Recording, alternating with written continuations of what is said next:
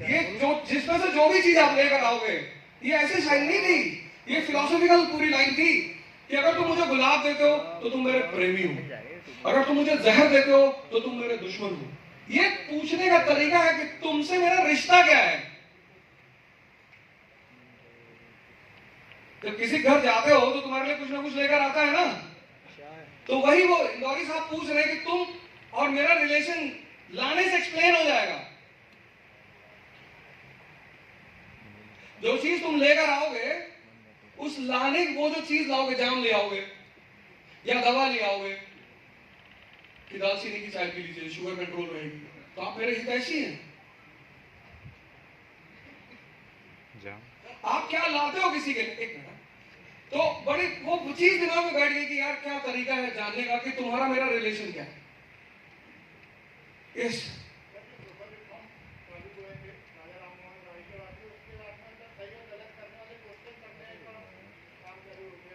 अच्छा, ठीक है, यस, एजुकेशन। और देखो तुम्हारी हिम्मत बढ़ी ना धीरे धीरे। एक आदमी ने आंसर दिया, देखो सबकी हिम्मत बढ़ रही है आंसर देने की। अब सुनो, तुम जरा एक्सप्लेन करो पूरी बात जो तुम कह रहे थे। 53 में 1853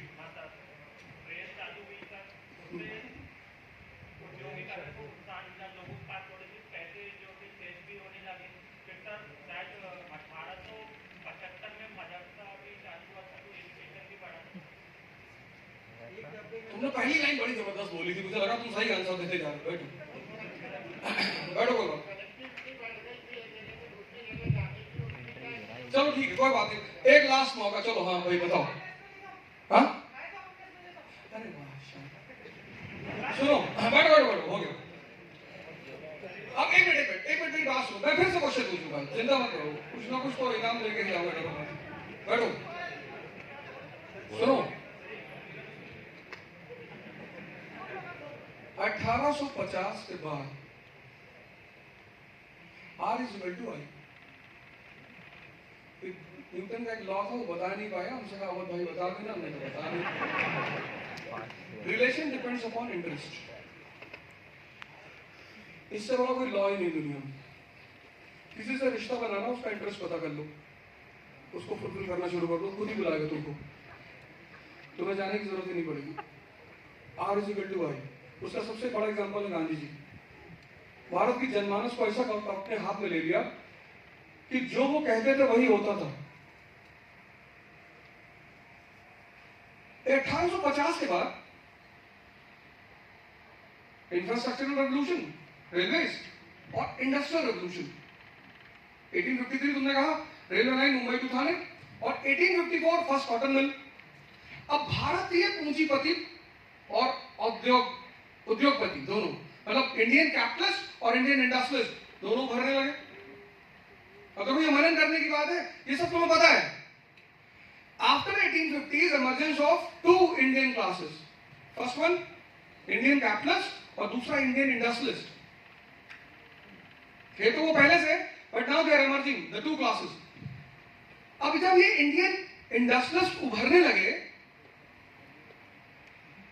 वो भी टेक्सटाइल इंडस्ट्री में, तो मैनचेस्टर और लंकाशायर के इंडस्ट्रियलिस्टों को तो नुकसान पहुंचेगा ना। अगर भारत अपने ही कपड़ों को अपने बाजार में बेचने लगेगा, तो मैनचेस्टर और लंकाशायर से जो कपड़े आ रहे हैं उनको कौन खरीदेगा? तो फिर ब्रिटिश वाइसरॉय ने क्या किया, पॉलिसी बनानी शुरू की अगेंस्ट इंडियन इंडस्ट्रियलिस्ट। जैसे लिप्टन आया 1876 में, क्या किया उसने? He reduces import duty to the minimum level, 1% import duty कर दी। अब जब इंपोर्ट ड्यूटी मिनिमम लेवल पे आ गई, तो Indian market was flooded with British goods, and this was a attack on the interest of Indian industrialist.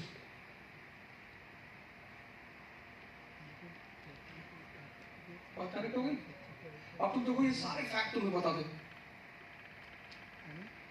और तुमने observation वाला फॉर्मूला नहीं लगाया। अब जब इंडियन इंडस्ट्रियलिस्ट का जो इंटरेस्ट है वो मार खा रहा है, तो कोई तो होने चाहिए जो उनकी तरफ से बोले। और कैपिटलिस्ट क्या कर सकते हैं? फंड दे सकते हैं।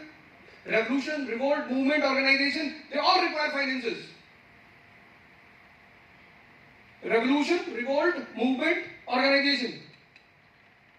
अब तुम कलेक्टर हो, इंदौर के, और 50,000 लोग धरने पे बैठ गए। 50,000 लोगों को तो तुम मार नहीं सकते। We the people of India solemnly resolve. इस देश का राजा तो इस देश की जनता है।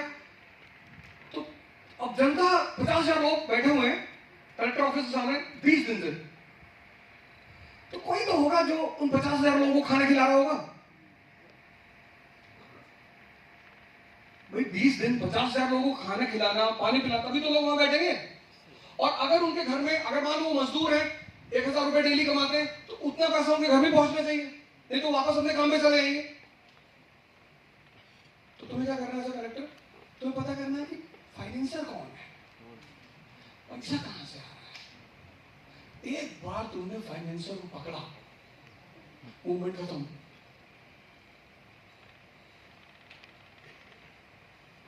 तो फिर इन इंडियन इन्वेस्टर्स और कैपिटलिस्टों ने पैसा फाइनेंस करना शुरू किया पॉलिटिकल ऑर्गेनाइजेशन के लिए। तो 1876 में ऑर्गेनाइजेशन बनी Indian association, Surendra Banerjee and Anand Mohan Bose. लेकिन ये सिर्फ बंगाल में लिमिटेड थी, पैन इंडिया तो थी नहीं। उसी बीच एक घटना घट गई। अब देखो यही से तो नेशनल मूवमेंट किसकी देन है? इंडियन इंडस्ट्रियल रेवोल्यूशन की। बात क्लियर हो गई? नेशनल मूवमेंट किसकी देन है? इंडियन इंडस्ट्रियल रेवोल्यूशन की।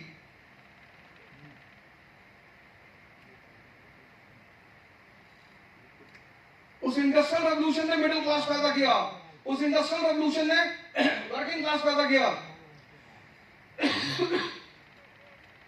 फिर 1883 में एक इंसिडेंट घट गई, हिल्बर्ट बिल कंट्रोवर्सी। पढ़ा होगा तुमने। इंडियन जजेस को प्रमोट करके इंडियन जजेस को मतलब इक्वल राइट्स दे दिए, यूरोपियन जजेस के बराबर दे दिया। उसी में एक बिहारी लाल गुप्ता जी थे, वो लोअर कोर्ट के जज थे, उनको प्रमोट कर दिया, उनको प्रमोट कर दिया, उनको लोअर कोर्ट से अपर कोर्ट का जज बना दिया। बट अब मान लो तुम कांस्टेबल हो, तुमको डीएसपी बना दिया जाए, और प्रमोशन करने के साथ अगर तुम्हारे अधिकार नहीं बढ़ाए गए, राइट्स नहीं बढ़ाए गए, तो तुम उस प्रमोशन को लाइक करोगे? नहीं। तो बिहारी लाल गुप्ता जी को जज बनाया गया अपर कोर्ट का, लोअर कोर्ट से, लेकिन उनकी राइट्स नहीं बढ़ाई गई। He still lacked the right to give a judgement on a European offender.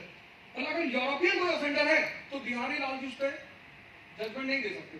तो बिहारी लाल गुप्ता जी ने कहा कि साहब 1861 से इंडिया में आईपीसी लागू है, इंडियन पैनल कोड, लॉ तो इक्वल है ना, और अगर आप मेरी राइट नहीं बढ़ा रहे हो, प्रमोट कर रहे हो, तो इस प्रमोशन का फायदा क्या है? रिपन था वाइसरॉय, उसने कहा हाँ यार ये बात तो सही है, प्रमोशन करो, राइट नहीं बढ़ा रहा। तो उसने कहा ठीक है, यू हैव द राइट। उसका लॉ मेंबर था हिल्बर्ट, सीपी हिल्बर्ट। वो एक लॉ लेकर आया कि इंडियन जजेस will have the same right as European जज। उसी बात पे बवाल हो गई, सारे Europeans irrespective of their differences, Spanish, French, English, सब एक हो गए। इतना जबरदस्त बवाल किया इन लोगों ने कि रिपन को रिजाइन करना पड़ा। इसको बोलते हैं हिल्बर्ट बिल कंट्रोवर्सी। और इस इंसिडेंट ने भारतीयों को एक मैसेज दिया, कौन सा? The importance of unity. Hilbert bill controversy 1883। और यहीं से जितनी रीजनल पॉलिटिकल पार्टीज थी, तमिलनाडु की पार्टी, केरला की पार्टी, एमपी की पार्टी, बंगाल की पार्टी, बिहार की, सब लोगों ने नेशनल कॉन्फ्रेंस शुरू किया, मीटिंग शुरू की कि अगर ये एक होकर गवर्नमेंट पे दबाव बना सकते हैं तो हम क्यों नहीं बना सकते। और इसका आउटकम था इंडियन नेशनल कांग्रेस 1885।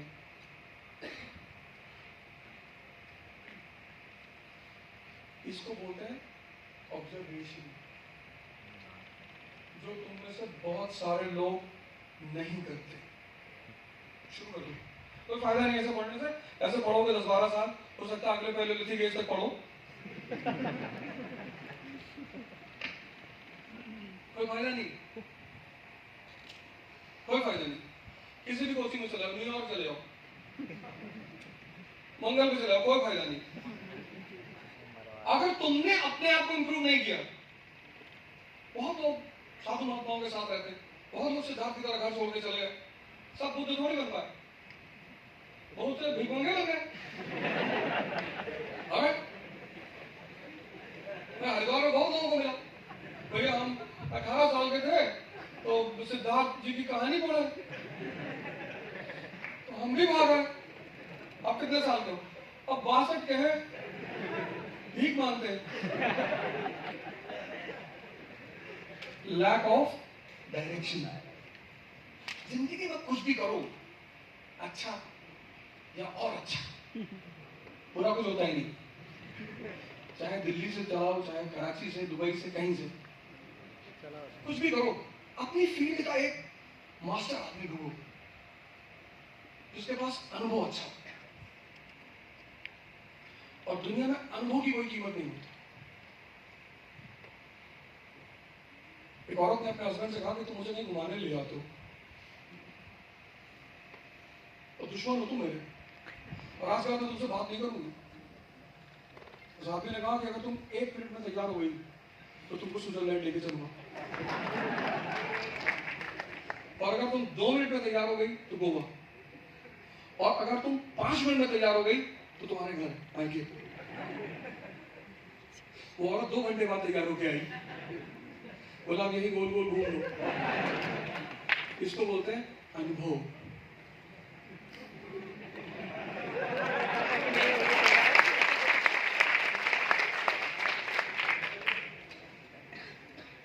कोई पढ़ाई वढ़ाई कुछ काम नहीं आती। देखा एमएससी किया हुआ आदमी सिगरेट की दुकान पर खड़ा होकर सिगरेट पी रहा है, रिक्शा वाला पी रहा है, मुझे उसको कोई वो नहीं है। एमएससी फिजिक्स हम ही से कह रहा है, मेरा कंसंट्रेशन बढ़ता है।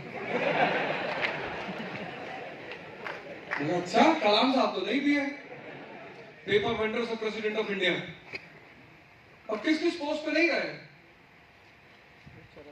उनकी नौकरी कहां से शुरू होती है? एसोसिएट साइंटिफिक एडवाइजर के रूप में यूनिवर्सिटी में, और वहां से वो आदमी क्लाइम करना शुरू करता है और प्रेसिडेंट ऑफ इंडिया। और अगर जानना है वो आदमी वहां तक कहां पहुंचा, कैसे पहुंचा, तो सिर्फ एक किताब, उनकी 2-3 किताबें बहुत अच्छी हैं, वैसे सारी हैं, 2 बहुत अच्छी। एक तो है यूनाइटेड माइंड्स, वो तो उन्होंने सब लिख दिया उसमें कि आखिर ये जर्नी में से मैंने पूरी कैसे की, और वो भी इसी बात को कहते हैं ऑब्जर्वेशन।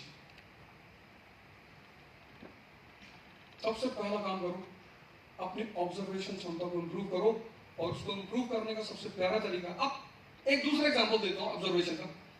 कुवैत और तिब्बत। कुवैत, जब कुवैत पर सद्दाम ने कब्जा किया, तुरंत पूरी दुनिया खड़ी हो गई, अमेरिका खड़ा हो गया, नाटो खड़ा हो गया, oh violation of human rights, This devil Saddam Hussein, he's a demon, ये वो बड़ा रायता फैलाया अमेरिका ने। दुनिया ने कहा कि अच्छा डेविल है, अरे बोलो प्योर, WMD रखा है, ये दारू बने दारू, weapons of mass destruction। अच्छा weapons of mass destruction रखा है, तो मारो उसको। फिर पूरी दुनिया ने अमेरिका का साथ दिया, सद्दाम हुसैन को मार दिया, हटा दिया सद्दाम हुसैन को, कुवैत को आजाद कर दिया। क्योंकि अमेरिका को पता था कि अगर मैं कुवैत के लिए लड़ूंगा और 100 रुपए खर्चा करूंगा तो फिर वहां से मुझे 10,000 रुपए मिलेंगे। Kuwait is a country rich in resources, oil. लेकिन दलाई लामा साहब कितने सालों से भटक रहे पूरी दुनिया में, भैया हमारा कंट्री कब्जा हो गया है। हिंदुस्तान में भाई साहब खेत कब्जा हो जाता है अगर आदमी के पास हथियार ना हो। अब तिब्बत के लिए लड़ने से अमेरिका को क्या फायदा? कोई फायदा नहीं। तो पूरी दुनिया दलाई लामा साहब को क्या देती है? सिंपैथी। जब तुम कमजोर होते हो ना तो तुमको लोग सिर्फ सिंपैथी देते हैं। पूरी दुनिया दलाई लामा साहब को सिर्फ सिंपैथी देती है। Very bad, very bad, Chinese dragon we will handle. और एप्पल का असेंबली कहाँ होती? चाइना में, डेंग सियाओपिंग 1976। हम तो चाइना को कुछ बोल ही नहीं सकते, मोदी जी। क्यों? इकोनॉमी। जाओ तुम बाजार में किसी भी शॉप की दुकान पे चले जाओ, 90% जो खिलौने होंगे ना सब मेड इन चाइना होंगे। उसने अपना मैन्युफैक्चरिंग सेक्टर इतना मजबूत कर लिया चाइना ने, इतना मजबूत कर लिया है। सुपर पावर नहीं है लेकिन सुपर पावर से कम भी नहीं है। साउथ चाइना सी को लेकर क्या बोला, उसने स्टेटमेंट दिया कि कोई भी ताइवान की आजादी की बात करेगा ना, उसको डेथ पेनल्टी दी जाएगी चाइना में।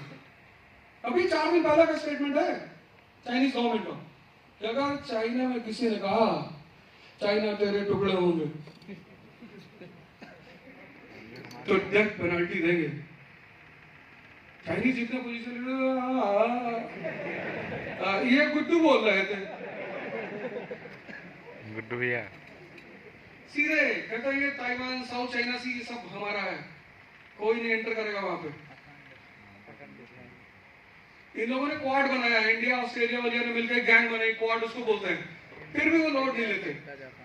मतलब बनाया होगा, वही रहना पैसिफिक में 12,000 नॉटिकल माइल्स के पीछे, वरना इतना मारेंगे ना दौड़ाकर। इसको बोलते हैं ऑब्जर्वेशन पावर। 3 कंट्रियां एक साथ पैदा हुई, इंडिया 1947, पाकिस्तान 1947, चाइना 1949। चाइना आजाद हुआ 1921 में वॉशिंगटन कॉन्फ्रेंस, बट जो ओरिजिनल कहानी है चाइना की वो शुरू होती है 1949 से, माओ जेडोंग। और तीनों कंट्रियों की एक सी कहानी, तीनों भिखमंगे, तीनों। और चाइना कहां पहुंच गया, proper IAS first rank. India वाले कह लोअर भी निकल जाए तो ठीक है, कांस्टेबल दिए थे, भर्ती कैंसिल हो गया।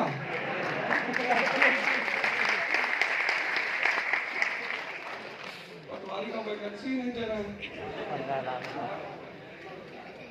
कुंडली दिखाए तो कह रहा था कि राहुल ठीक नहीं, आईएएस नहीं बन पाओगे। उसका राहुल ठीक है, नहीं उसका तो पता नहीं। उल्टी सीधी हरकतें करते हो। जिम जाओ, एक्सरसाइज करो, बॉडी बनाओ, देश पे कब्जा करो, संसद पे कब्जा करो, कुंडली कहाँ दिखा रहे हो? मरे हुए लोगों की तरफ कुंडली। पंडित जी शादी होगा? तुम भिखमंगे हो, तुम्हारा कैसे होगा शादी? नहीं, लड़की कैसी मिलेगी? मिलेगी नहीं, मिलने की तो बात ही खत्म है। स्त्रियां इस धरती पर भगवान की प्रतिनिधि हैं। और भगवान कहने तो बहुत बड़ी बात नहीं है, लेकिन वो है भगवान की प्रतिनिधि। उनका काम है पुरुषों को बैलेंस रखना। 2 स्त्रियां हर इंसान के जीवन में होती है। माँ होती है जो पुरुष को बिगाड़ती है और भयंकर बिगाड़ती है। खाना उठा के थाली फेंक दी ऐसे, डेली डेली लौकी बना के नहीं खाएंगे। और 28 साल में शादी हुई, पत्नी आई, वो आदत पड़ी हुई है, फिर रख फेंक दी। पत्नी पटक के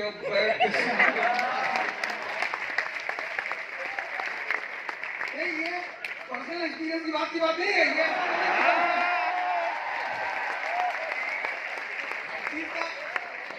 अनुभव होता है, कुछ चीज पढ़ के भी आती है, ऐसा नहीं है कि सारी चीजें। बाबूजी एक काम करो, देखो यार, अपनी तारीफ भी करनी चाहिए, बेइज्जती भी करनी चाहिए, दोनों करनी चाहिए, कोई दिक्कत नहीं। पत्नी कहती ना शाम को 7 बजे आ जाना घर, वरना 3 दिन के लिए मैं भी बाहर चली जाऊंगी। बहुत जरूरी चीज है वो, बहुत। वही तो लाइफ बैलेंस, वही तो आदमी ध्यान मान के बारे में सोचना लगता है शादी के 2-3 साल बाद। तभी उसको ख्याल आता है कि स्वर्ग भी कोई चीज है। तो बहुत जरूरी है।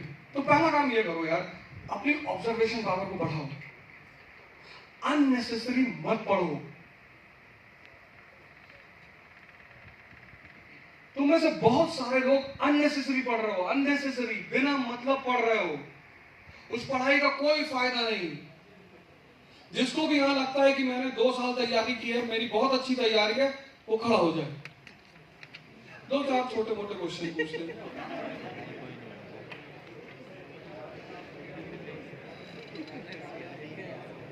और ये तुम्हारी बहुत बड़ी गलती, तुम बेइज्जती से डरते हो। सन्यासी, भिखारी और स्टूडेंट की कोई इज्जत नहीं होती। अब भिखारी अगर तुम्हारे दरवाजे पे आके कहे कि भीख दे दो, हम मुगल फैमिली से हैं, हमारी बड़ी इज्जत है, तो ये सब चीजें गलत बात है। चलो खैर कोई बात नहीं, लेकिन ये पहला पॉइंट लिख लो कि the main goal of education is to improve observation power. If it fails, then it's not education.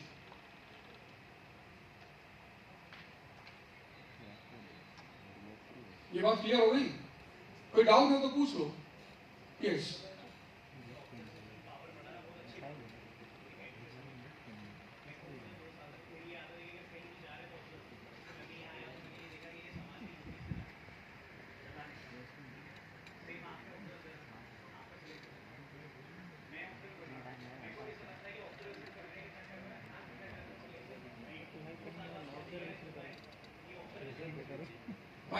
Paper पे भी दिख जाता है, क्या पढ़ाई करोगे?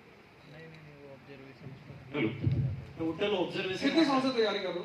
अभी 1.5 साल हुआ है, 1.5। चलो एक क्वेश्चन पूछूंगा फिर तुम्हें बोलने दूंगा। एक, हाँ सर पूछो। कौन से दो फैक्टर पर अफ्रीका का क्लाइमेट डिपेंड करता है?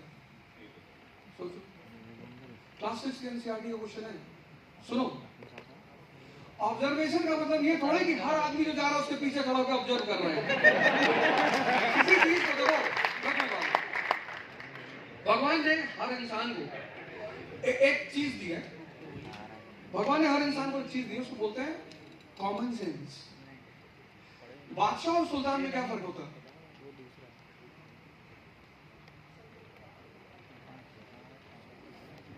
सोच का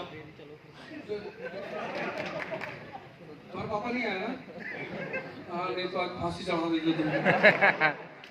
आज यही लगाते, यही लगा के हम बहुत कहते कि छोड़ दीजिए, पर वो मानते नहीं। देखो माइक ले लो, अभी मैं तुम्हें मौका दूंगा, इससे माइक ले लो। बैठो बैठो, कोई बात अच्छा है, कोई बात नहीं, बिल्कुल मौका देंगे, बहुत बृहद बात करेंगे। कुछ लोगों को दर्द होता है कि हम भी कुछ बोलेंगे, हम भी कुछ बोलेंगे। देखो बेटा, ऐसा है कि हमारा सिलेक्शन हुआ नहीं हुआ वो एक अलग बात थी। एक मिनट बात सुन लिया, मतलब हम तुम्हारी बात सुने पूरी करें।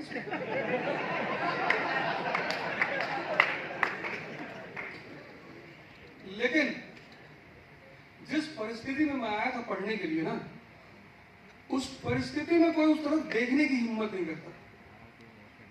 मतलब मुझे ये नहीं पता था कि जूलॉजी और बॉटनी साइंस का सब्जेक्ट है कि ह्यूमैनिटीज के। ये कंडीशन थी मेरी। और जब मैं पहली बार क्लास में गया था और मैं बैठा तो सब लड़के बड़े अटेंटिव होकर बैठे, बहुत सीरियसली सब ये फूक रहे। हमें लगा यार हम ही को नहीं समझ में आ रहा था। सब लिख रहे, नोट कर रहे। एक्सक्यूज मी सर, ऐसा एक बार बोल दो। हमें लगा कि सब तो सही चल रहा है, बोलो और मास्टर। फिर 3-4 दिन जब बीता तो मुझे लगा कि यार गलत पैर डाल दिए। तो टीचर आके बोला इंटरनेशनल रिलेशन ये वो, और सब मतलब इंग्लिश मीडियम कोचिंग, मतलब फुल फ्लेजेड इंग्लिश। और हम ईस्टर्न यूपी के लोग इंग्लिश बोलने वाले। तुम्हारी मम्मी कल बजा रही थी and I have seen her yesterday. हम आधी हिंदी आधी इंग्लिश बोलते हैं। और उस पर टीचर दिल्ली यूनिवर्सिटी और जेएनयू के एक से एक शानदार टीचर, वो हर बात में बोले यू गॉट इट। मैंने पढ़ा रहा हूँ मास्टर की धमकी दे रहा हूँ, बार-बार कह रहा हूँ got it got it got it. तो मेरा फैसला ये कि भैया पीछे बैठो। तो कूद ही गया लंका में, अब देखा जाएगा जो होगा। पर वहीं पर यही देखो भगवत कृपा, वहीं पर मैं एक आदमी से मिला। उनका नाम लेना बहुत जरूरी है, हालांकि मेरे व्यवसायिक प्रतिद्वंदी हैं, और उनका नाम लेना बहुत जरूरी। Mister PS Ravindran sir. तो उन्होंने मुझसे कहा कि देखो, जिसका बेसिक्स अच्छा नहीं होगा, जिसकी ह्यूमैनिटी कोई भी सब्जेक्ट हो, कोई भी, पूरा आईएएस गेम एनसीईआरटी पे डिपेंड करता है। पूरा जो लड़का, मतलब मैं उसको 2 साल का खर्चा दूंगा, अगर किसी की एनसीईआरटी क्लियर और उसका आईएएस में ना हो, रिटर्न सिर्फ इकोनॉमी सबसे पहला प्रेफरेंस, पहला economy, geography, polity, ecology, environment, इसकी भी एनसीईआरटी यही है, और हिस्ट्री। सिर्फ एनसीईआरटी पूरा कर ले आदमी, बस मतलब बेसिक्स तैयार कर ले अपना। उसको पता चल जाएगा यार लोकसभा क्या। मतलब जब तुम सुभाष कश्यप उठाओ पार्लियामेंट पढ़ने के लिए, तब तुम्हें यह ना पता करना हो कि पार्लियामेंट क्या है।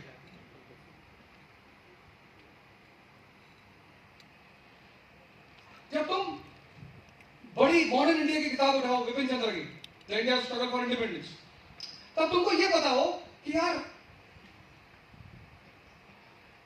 इंडिया में इंडियन इंडस्ट्रियलिस्ट को प्रमोशन क्यों नहीं मिल रहा था 47 तक, क्या क्या कमियां थी उनके सामने। भाई आज की मॉडर्न इकोनॉमी का सबसे स्पाइन क्या है? Banking system. और 1914 तक 70% of the money in India was of foreign banks. अब तुम इंडस्ट्री डालने के लिए पैसा लोन तो लोगे ही ना, सारा काम तो क्रेडिट पे चलेगा, और वो फॉरेन बैंक से। अब वो जान गए तुम इंडियन हो, तुम अगर आज इंडस्ट्री खोल लोगे कल हमारे लिए चैलेंज हो जाओगे। तो अपने उद्योगपतियों को, इंडस्ट्रियलिस्टों को वो 2% पे लोन दे रहे थे और तुमको 20% पे।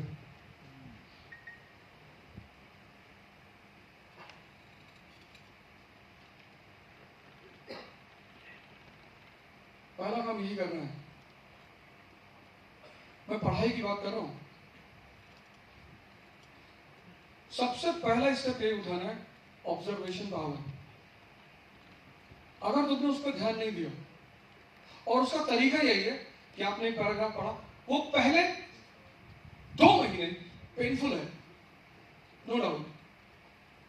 तुम्हें लगेगा, जैसा कि इन्होंने कहा, तुम्हें लगेगा कि मैं बहुत स्लो चल रहा हूं, तुम्हें लगेगा सब कुछ खत्म होता जा रहा है, ये बगल वाला दत्ता सुंदरम बेड पे बैठा हुआ है। ऐसा कुछ नहीं होगा। लर्निंग, जब भी कोई चीज तुम सीखते हो तो शुरुआत में स्पीड स्लो होती है। स्विमिंग सीखे तो पहले दिन बटरफ्लाई करने लगे। तुम दुनिया में कुछ भी सीखोगे, जो पहला 1 महीना होगा, 2 महीना होगा, वो बहुत स्लो होगा। तुम साइकिल चलाना सीखे तो पहले दिन हाथ छोड़ दिया तुमने, और अगर छोड़ा होगा तो आईसीयू में रहोगे। यही तो लर्निंग की सबसे खास बात है। लर्निंग की सबसे खास बात है कि वो फर्स्ट फेज में टाइम टेकिंग है। ये जो फेज है, पहला फेज, ये टाइम टेकिंग है। टाइम टेकिंग है और पेन देती है, थोड़ा सा कनेक्ट करवाती है, सोचने पे मजबूर करती है।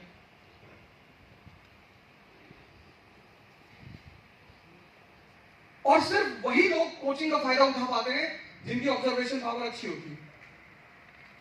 बाकी कोचिंग में, वो कोचिंग की बुराई नहीं कर सकते। कोचिंग बहुत प्रोफेशनली काम करती है, बहुत। वो कोई भी हो, मेरी हो, किसी दूसरे की हो, किसी की भी हो, सब प्रोफेशनली काम करती है। कैसे काम करती है? क्लास टाइम पे, शेड्यूल टाइम पे, नोट्स, हर चीज जो आप इमेजिन करते हो कि मुझे तैयारी करते वक्त ये होना चाहिए, वो सब आपको मिल जाएगा। और ऑन टाइम, ऑन टाइम, सब कुछ ऑन टाइम। आपकी क्लास ऑन टाइम, 10 महीने अगर उन्होंने कहा है तो 11 महीने में मैक्सिमम आपका सिलेबस पूरा करवा देंगे, आपको नोट्स दे देंगे, टेस्ट सीरीज करवा देंगे, मतलब सब कुछ जो भी आप सोच सकते हो वो सब करा देंगे। और at the end of the day आप फेल कर जाओगे, और फिर आपको ये पता नहीं चलेगा। तो आपको तो लगेगा कि यार मैं तो सब कुछ किया ही। तुम सोचो 1.5 साल तैयारी की, आज ही जाके डायरी में लिखना आपने, कहीं के भी हो, मतलब तुम किसी की भी तैयारी करो, दुबई जाने की मान लो तैयारी कर रहे हो, डॉन बनना चाहते हो, कुछ भी कर रहे हो, तो एक जो बेसिक चीजें होती है ना, बेसिक, ये 6 की बातें मैंने पूछी थी। मैंने इसीलिए कहा ना, तुमने कहा ऑब्जर्वेशन में टाइम चला जाएगा, वही मैं तुमसे कह रहा हूं, जो भी काम लर्न करोगे, जब किसी चीज को तुम लर्न करोगे, लर्न, उसमें टाइम लगेगा। तुम पहले दिन सूर्य नमस्कार करोगे, ये पैर आगे ही नहीं आएगा, और आगे आगे तो मुंह लड़ गया तुम पता लगा 2 दिन इंजर्ड होके बैठे रहे। सबसे पहला जो फेस है वो खतरनाक है। जब उस फेस का तुम्हें मजा आने लगता है, उसके बाद तुम्हारी ग्रोथ शुरू हो जाती है। वो पहला फेस तुम्हें खुद ही करना पड़ता है, खुद से। दूसरी चीज जो मुझे कहनी थी ऑब्जर्वेशन के बाद, वो है कंपटीशन और पढ़ाई। अब कंपटीशन में ऑब्जर्वेशन का कोई काम नहीं है। ऑब्जर्वेशन का काम क्या है? पढ़ाई में। ये चीज कहां सिखाई जानी चाहिए थी? स्कूल में। अगर इस तरह की स्कूलिंग इस कंट्री में हुई होती तो इतने नंबर ऑफ कोचिंग स्कूल में इस कंट्री में कभी होती ही नहीं।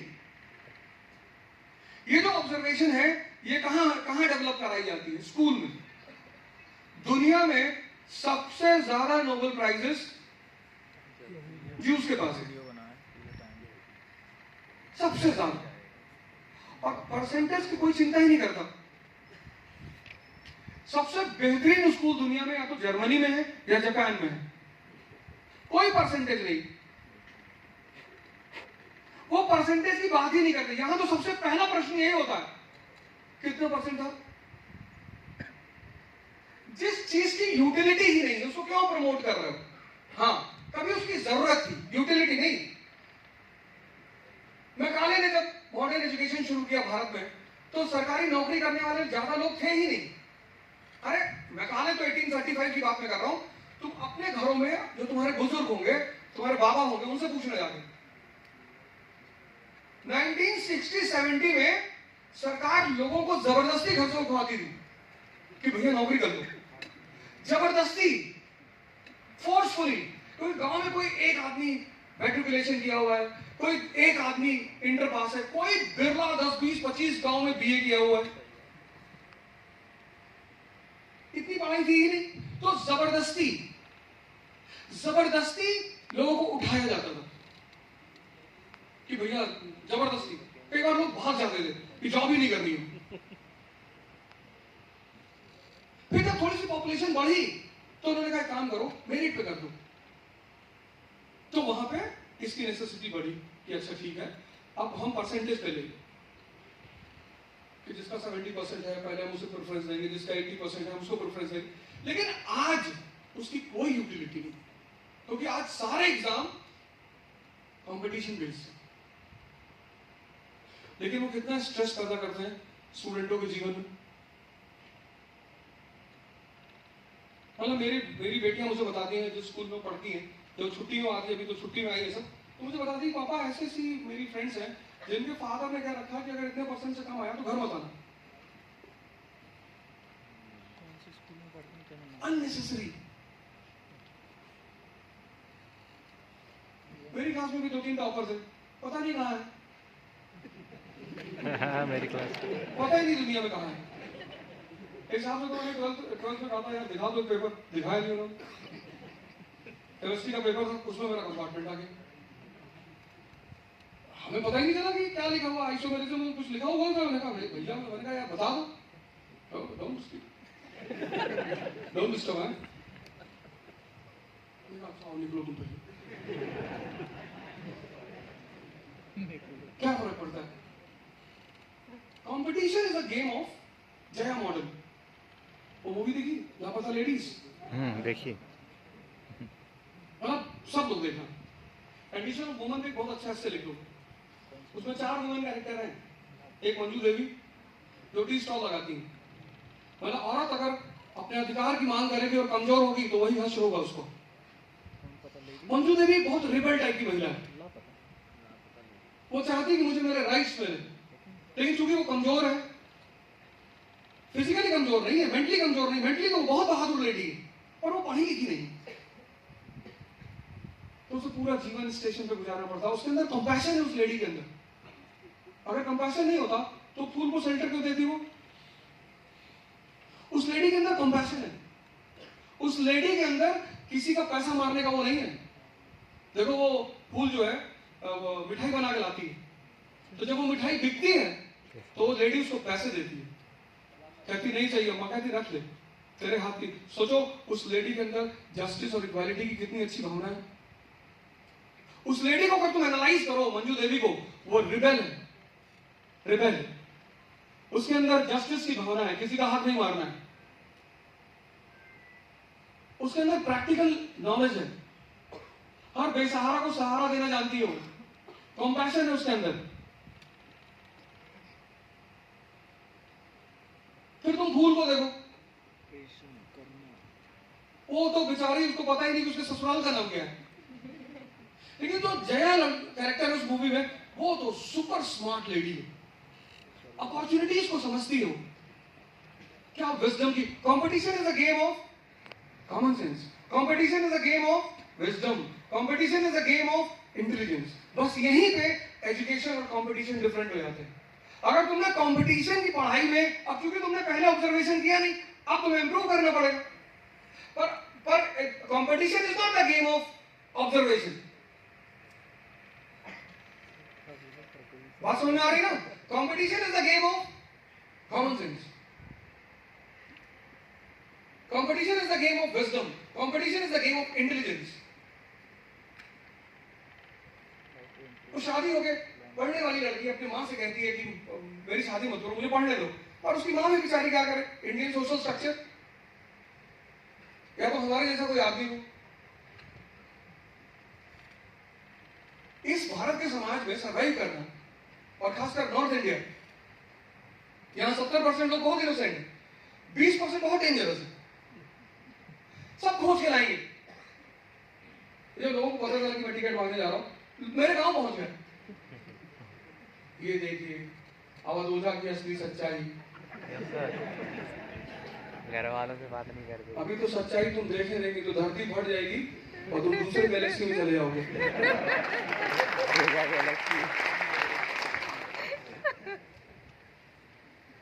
ये सब तो कुछ है ही नहीं।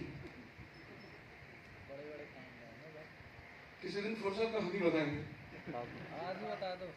नहीं, आज बता देंगे तो पागल हो जाओगे। अभी तुमको IAS बनना है, बाद में पागल करेंगे तुमको, टेंशन मत लो। गाँव से लेगा सब। ये इनका घर देखिए, इनका घर ऐसे पड़ा हुआ है, घर में गन भी रखी है।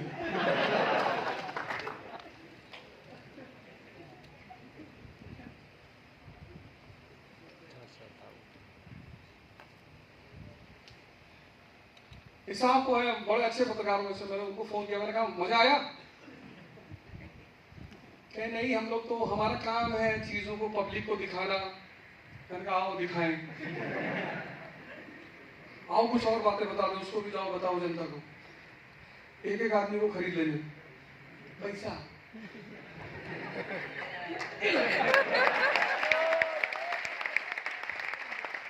अगर इस देश की सेंटिमेंट में ऐसा नहीं होता तो चोर चक्के संसद में बैठते। इनको देख के मुझे इतना कॉन्फिडेंस आता है। हमको कहेगा नवलाना, अगर आज की संसद में लोहिया जैसे लोग, अम्बेडकर जैसे लोग होते, तब मैं सोचता कि ना जा पाएंगे यार। सही बात है। आज सब डकैत। कोई रोकने वाला ही नहीं, कोई कहने वाला ही नहीं कि तुम्हारा इतना कांड है, तुम्हारा सूप बोल है, सूप चलनी बोल रही है, तुम कैसे बोलोगे? और हम तो सोशल स्ट्रक्चर के विरोध में खड़े हुए, हमें कोई शौक था किसी को कुछ बोलने का? तुम जया को देखो, उसको अपॉर्चुनिटी समझ में आती है, शादी होके जा रही है, वो लेडी अपने पेरेंट्स का सम्मान कर रही है। उसकी माँ कहती है ना तुम शादी नहीं करोगी मैं जान दे दूंगी, करती है सम्मान, वो अपने आप को सेक्रीफाइस करती है। लेकिन ऐसा नहीं है, जब वो ट्रेन से लड़का उतरता है, उसका हाथ पकड़ के उतरता है, तो उसको कहती है ना मुझे अपॉर्चुनिटी दिखाई पड़ी, वो भी उतर जाती है। उस लेडी के पास इंफॉर्मेशन है, नॉलेज है, वो पेस्टिसाइड छिड़क रहा है खेतों में, उससे कहती है कि अरे यार स्टिकी ट्रैप का इस्तेमाल करो, क्यों जहर फैला रहे हो अनाज में। वो नकल करके पास हुई लड़की नहीं है, उसका इंटेलिजेंस देखो, उसको पता है मैं इसके घर में रही हूं, इसको कहते हैं इमोशनल इंटेलिजेंस, जो तुम्हारा इथिक्स का पार्ट है। तो देखती है उस लड़के को शराब पीकर रात में आ रहा, अपनी पत्नी के लिए बहुत परेशान है, और उसको ये भी पता है कि इसकी भाभी एक बहुत अच्छी पेंटर है, चित्र अच्छे बनाती है। तो पूछती है वो कि तुमने फूल को देखा तो होगा? बोली हाँ एक बार देखा। बोली उसकी फोटो बना दो। क्या इंटेलिजेंस उस लेडी का। और फिर एक सीन तो रिमार्केबल है, इंस्पेक्टर मनोहर वाली सीन। वो गहना उठाती है, जमीन पे पड़ा होता है, तो जानती है कि पुलिस वाले हैं तो पैसा तो लेंगे, तो गहना ले आके टेबल पे रख देती है। लेकिन मनोहर कितना आइडियल कैरेक्टर है पुलिस का, बहुत प्यारा कैरेक्टर, वो गहने को आगे बढ़ा देती है। ऐसे ही है पुलिस वाले।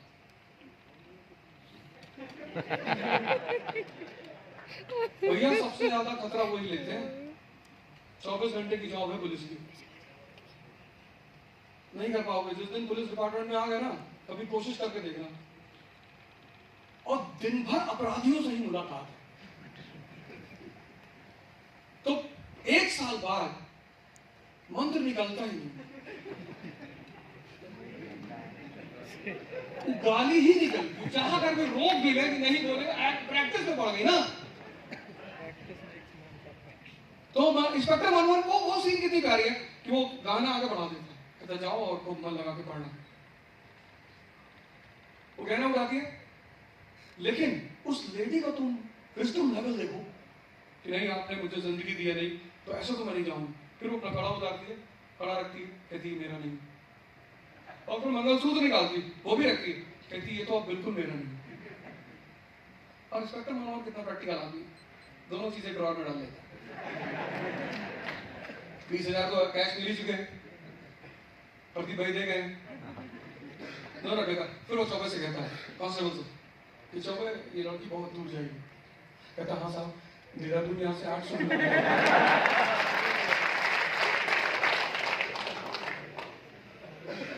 कितना डिफरेंस होता है क्लास और थॉट प्रोसेस में। ये जो तुम लोग कंपटीशन दे रहे हो ना, पढ़ाई का रोल खत्म हो चुका है। पढ़ लिया तुमने जितना पढ़ना था, तुमने 15 साल स्कूल में रहे, तुम कॉलेज में रहे, यूनिवर्सिटी में रहे, बहुत पढ़े, अब कितना पढ़ोगे? लेकिन अगर कोरोना टाइम में मैंने एनसीईआरटी का कोर्स शुरू किया इसी ऑब्जेक्टिव को लेकर कि यार एनसीईआरटी पढ़ाएंगे सबको, ऑब्जर्वेशन बताएंगे कैसे चीजों को निकाला जाता है। और जब मैंने शुरू किया कोरोना टाइम में पढ़ाना, तो लोगों ने कहा यार एनसीईआरटी पढ़ा रहे, एनसीईआरटी कौन पढ़ता है, अब सब पढ़ा रहे हैं। तो अच्छी बात है, 1 अरब 50 करोड़ के देश में कोई एक आदमी सारी डिमांड को फुलफिल भी नहीं कर सकता, तो जितने ज्यादा लोग आएंगे उतना कंज्यूमर को फायदा ही होगा। ठीक है, अच्छी बात है, पढ़ाओ। लेकिन इसलिए एनसीईआरटी आपसे पढ़ने के लिए कही जाती है कि अगर आपने उस स्पेस में ऑब्जर्व, क्योंकि एनसीईआरटी बच्चों के लिए लिखी गई बुक है, वहां अगर आपका ऑब्जर्वेशन पावर डेवलप हो गया 5 महीने में, तो भाई साहब 15 महीने में आप तैयार हो जाओगे। और अगर वो 5 महीने की तैयारी आपने नहीं की एनसीईआरटी वाली, तो आप 5 साल जहां भी रहोगे बिताओगे, क्योंकि वो कड़ी जो मिसिंग है ना, वो मिसिंग ही रहेगी। वो जब आप 6th एनसीईआरटी पढ़ोगे ना, तो बच्चे के लिए लिखी गई है किताब 6th एनसीईआरटी, वो आप चाहो तो 1 दिन में खत्म कर लो, पर मत करना। वो आप चाहोगे तो 2 घंटे में फिनिश कर लोगे 6th NCERT, land and people, geography वाले, पर आप मत करना, आप रुकना, डायग्रामाइज करना, पेपर रखना बगल शीट में, और जो लाइनें बोलती जा रही उनको डायग्रामाइज कर लेना, और लास्ट में किताब खत्म हुई 10-12 डायग्राम आपके सामने, फिर आप देखना 15 दिन में कितनी चेंजेस आपके अंदर आते हैं।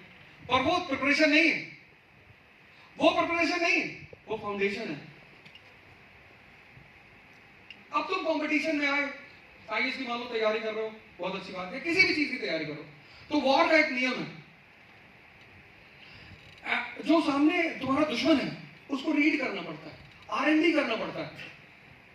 कितने लोग हैं जो आईएएस की तैयारी करते हैं, 2-2, 3-3 साल बीत जाता है, उनको पता ही नहीं चलता कि आईएएस में सर्विसेज कितनी है। उनको पता नहीं होता कि भाई साहब सिलेबस क्या है, पता ही नहीं है। और आईएएस का सिलेबस इतना रेलेवेंट है, इतना प्यारा, मतलब आईएएस का सिलेबस ऐसा सिलेबस है जो अगर आपको राजनीति करनी तो भी पढ़ो। अरे यार, कल्चर ऑफ इंडिया सिलेबस है उसका, पहला पेपर जो है जीएस पहला पेपर, उसमें है क्या, culture of India, modern India, वो भी नेशनल मूवमेंट, फिर मॉडर्न वर्ल्ड हिस्ट्री 1750 से, 1453 से नहीं, क्योंकि दुनिया में मॉडर्न वर्ल्ड को जन्म देने वाली 2 फोर्सेस है, एक कैपिटलिज्म, एक industrial revolution. 1750 1750 industrial revolution, 1787 birth of United states of America. कौन है यूएस? इंडस्ट्रियल रेवोल्यूशन का बेटा है। 1750 इंडस्ट्रियल रेवोल्यूशन और 1787 birth of United states of America. और अमेरिका, जैसे इंडियन हिस्ट्री है, एंशिएंट इंडिया, मेडिवल इंडिया, वहां पे कोई एंशिएंट अमेरिका, मेडिवल अमेरिका नहीं, वो 13 कॉलोनीज थी, 13 स्लम एरिया, स्लम एरिया से उनकी कहानी शुरू होती है। 17th century slum area, 18th century nation, 19th century economic power. Question mark लगा दो, कैसे? वही क्वेश्चन मार्क लगा दो, 19th सेंचुरी इकोनॉमिक पावर, कैसे? एक स्लम एरिया इकोनॉमिक पावर बन गया 19th सेंचुरी। और इतना बड़ा इकोनॉमिक पावर बन गया कि जब फर्स्ट वर्ल्ड वॉर शुरू होता है तो यूरोपियन कंट्रीज को पैसा कौन दे रहा है? यूएस।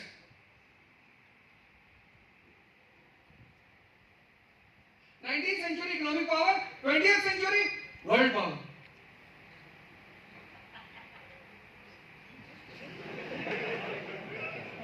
रामायण सीरियल में काम किया हो गया। चलो कोई बात नहीं, खैर तो वर्ल्ड पावर और 1991 सुपर पावर। कहां से कहानी शुरू होती है? स्लम एरिया से। जैसे तुम किसी IAS officer, selected IAS officer से मिलना चाहते हो कि भैया आपने कैसे प्रिपरेशन की, ऐसे हर उस कंट्री के लिए अमेरिका आइडियल है जो सुपर पावर बनने की रेस में है। आइडियल है अमेरिका हमारे लिए। हम जातिवाद से लड़ रहे हैं, वो रेशियलिज्म से, ब्लैक्स। हमारी जितनी चैलेंजेस हैं वो लगभग सारी चैलेंजेस उनके सामने थी, आज भी है।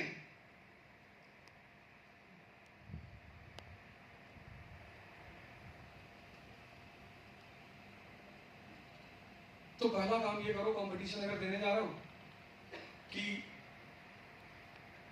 सिलेबस उठाओ और कम से कम एक हफ्ते उस सिलेबस को सेव करो। सेव, ये क्यों पढ़ना है, ये क्यों पढ़ना है, ये क्यों पढ़ना है। और बहुत सारे वीडियोस पढ़े हुए सिलेबस पे, बहुत सारे। और तुम चारों पेपर उठा के देखो, कुछ भी अनवांटेड नहीं, कुछ भी इररिलेवेंट नहीं, कुछ भी यूजलेस नहीं। आज सबसे बड़ा थ्रेट क्या है? तुम इस बार का प्री का पेपर देखो, सबसे ज्यादा क्वेश्चन कहां से? ज्योग्राफी से, इकोलॉजी से, एनवायरमेंट से। और सबसे बड़ा थ्रेट कहां है? एनवायरमेंट को।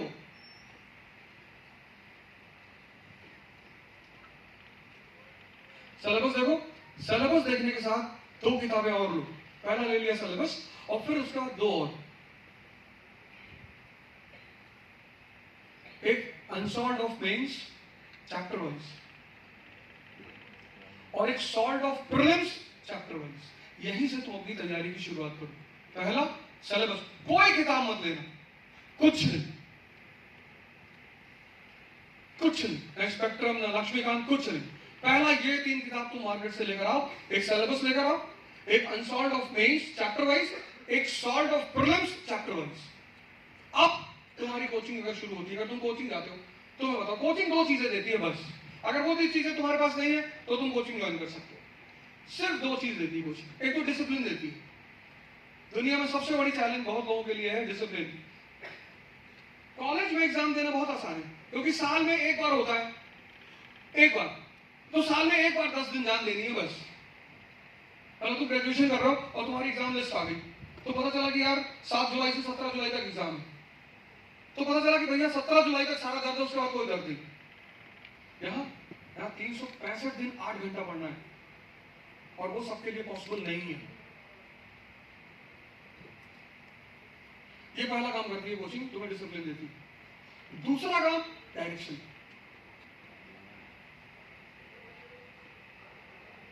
ये जो 40 क्वेश्चन की बुकलेट हमने तुम्हें दी है ना, इसे क्वेश्चन देखना, सब सिंपल इजी इजी क्वेश्चन।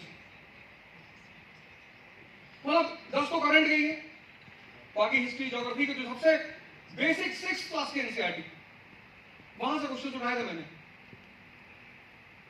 और फिर जैसे तुमने क्लास ज्वाइन किया, कोचिंग आए, नहीं भी गए, तुमने सोचा पहले क्या तैयार करना है, पहले इजीएस्ट सब्जेक्ट से शुरुआत करो, जो तुम्हें अच्छा लगता हो, जिसमें तुम्हें इंटरेस्ट हो। मान लो तुम्हारा इंटरेस्ट ज्योग्राफी में है, सिलेबस सामने रखा, फिर पहला चैप्टर खोला। उस पहला चैप्टर का जो मेंस का क्वेश्चन है पिछले 10 साल का, वो उसका चार्ट बना लो। एक चार्ट बना लो मेंस का पिछले 10 साल के क्वेश्चन, और एक चार्ट बना लो प्रीलिम्स का पिछले 10 साल का क्वेश्चन, उसको एनालाइज करो, फिर पहला चैप्टर शुरू करो। वो दोनों चीजें जब तुम्हारे पास होंगी, मेंस का और प्रीलिम्स का, तुम्हें एकदम क्लियर होगा कि यार इस चैप्टर में पढ़ना क्या है।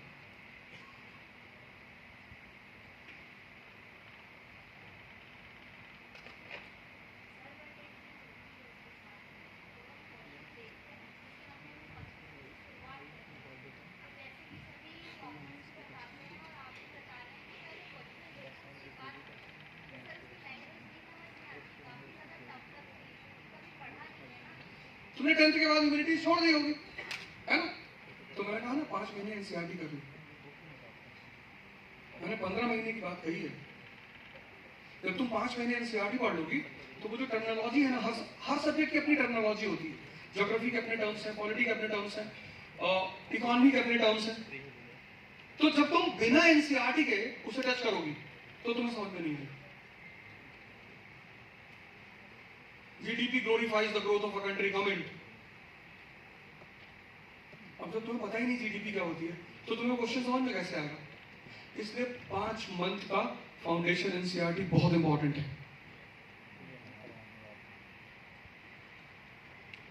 ठीक है? और वहां से पढ़ाई शुरू करो। अगर और अपना एक शेड्यूल बना लो, और शुरुआत में छोटे छोटे शेड्यूल बनाओ। कुछ लोग इतने बड़े बड़े शेड्यूल बनाते हैं, आपको चैप्टर की गहराई का तो अंदाजा है नहीं, आपने पलट के देखा 4 पेज, अरे बोले अभी खत्म कर लेंगे। और दिमाग की एक आदत है बड़ी प्यारी, जैसे ही दिमाग को कोई चीज समझ में नहीं आता वो कहता सो जा।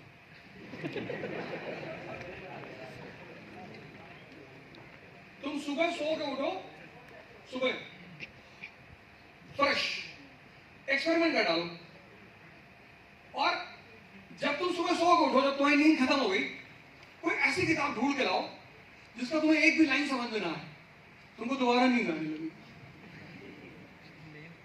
हमसे कई लोग कहते हैं कि सर हमको नींद नहीं आती। मैंने कोई बढ़िया सी किताब अरबी में खरीद लो, पढ़ो, संस्कृत में ले लो, फारसी में ले लो, उसको पढ़ो।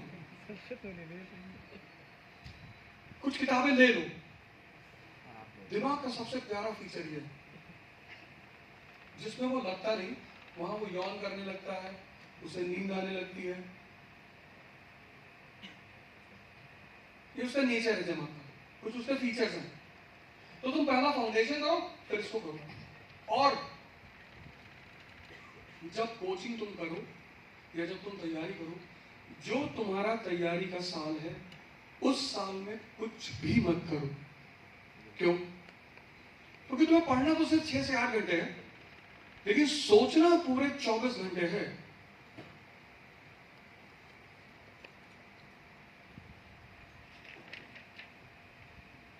तुम राइट टू इक्वालिटी का चैप्टर तैयार करके उठे, निकले बाहर, आज तुम लोग का जो सबसे बड़ा दुश्मन है वो तुम अपने हाथ में लेके घूम रहे हो।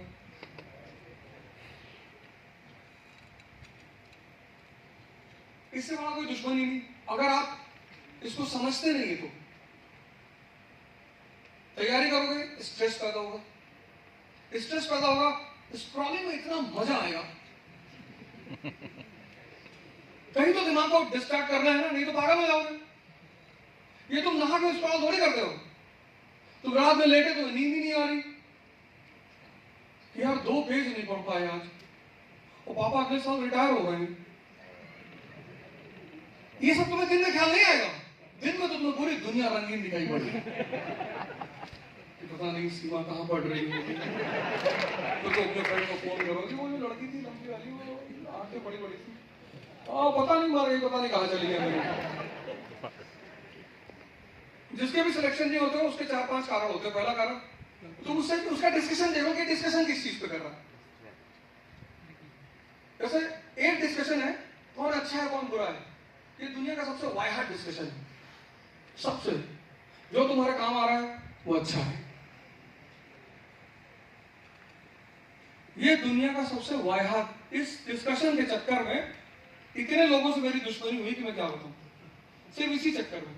फलाने अच्छे नहीं है तो रिश्तेदारी करनी है, अच्छे हैं पैसे दिलाओ, नहीं पैसा थोड़ी देंगे, तब क्या है कि अच्छे हैं।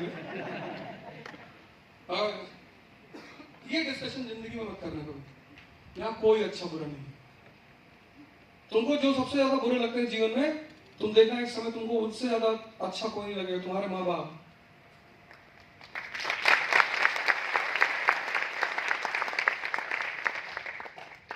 सोलह से 26 की उम्र में जो सबसे बड़ा दुश्मन प्रतीत होता है वो है माँ बाप।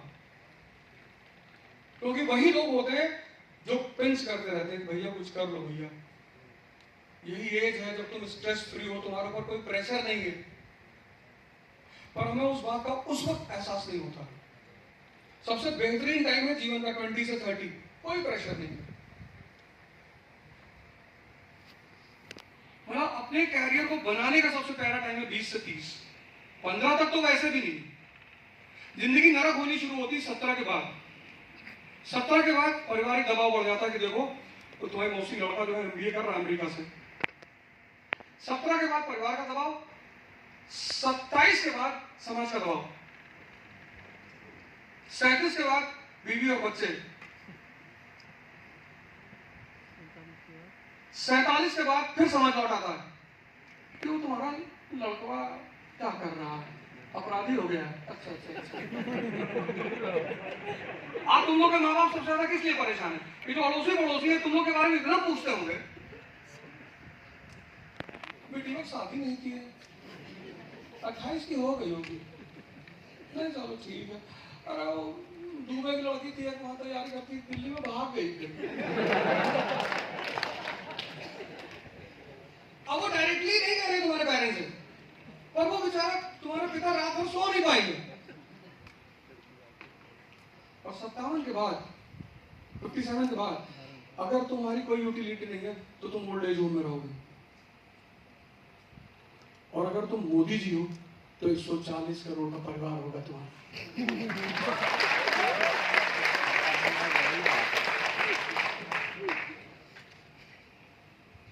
तुमको डिसाइड करना है कि 57 में कहां जाना है,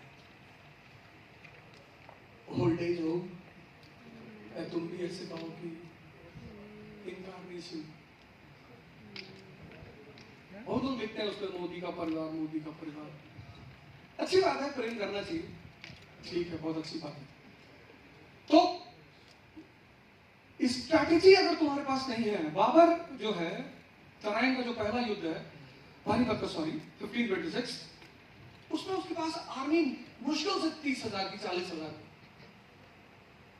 वेपन्स कायदे के नहीं है। उसने एक सिपाही आता कहता साहब हमारी तलवार ठीक है नहीं, अपना पकड़ा देते, ले हम तो पत्थर उठा उठा मारेंगे। और Ibrahim Lodi well organised army, 1 lakh की आर्मी, उससे ज्यादा की आर्मी, दिल्ली का खजाना उसके पास, आगरा का खजाना। ये लोग आ रहे थे काबुल से, वो भी काबुल में ज्योतिषी ने बाबर से कह दिया था कि तुम जीतोगे नहीं। तो अच्छा कैसे पता किया पंडित जी? बोले सितारे कह रहे हैं। यार तुम सितारों से बात करते हो? चलो ठीक है, कोई बात नहीं। अब पता करना है सितारे बड़े हैं कि अल्लाह बड़ा है। अब तो लड़ने जाएंगे और स्ट्रैटेजी है उस आदमी के पास, प्लान है। P is equal to P plus P, preparation is equal to priority plus planning. ये तुम्हारा सेकंड फेज होना चाहिए। और डायरी तो परमानेंट अपने पास रखो, हर शाम तुम्हें पता होना चाहिए कि आज तुमने, यार ये पूरा खेल जो तैयारी का है ना 1 से 2 साल का है। और मैं बार बार वही वाला जो फॉर्मूला बोलता हूँ, 1 साल सन्यासी हो गया तो IAS बन गए, 5 साल सन्यासी हो गए तो मेंबर ऑफ पार्लियामेंट बन गए, 10 साल बन गए तो PM बन गए, और 14 साल में भगवान बन ही जाओगे। पर 1 साल तुम्हारी जिंदगी तुमसे लेगी, मांगेगी, वो करना ही, वो उससे कोई बच ही नहीं सकता, कोई पॉसिबिलिटी ही नहीं। तुम्हारे सामने 2 एग्जांपल हैं, एक मोदी जी, एक राहुल गांधी। एक आदमी ने अपनी जवानी में बहुत स्ट्रगल किया। देखो ओल्ड एज कितनी प्यार, ओल्ड एज तो कहना गलत बात है, बुरा मान जाएंगे।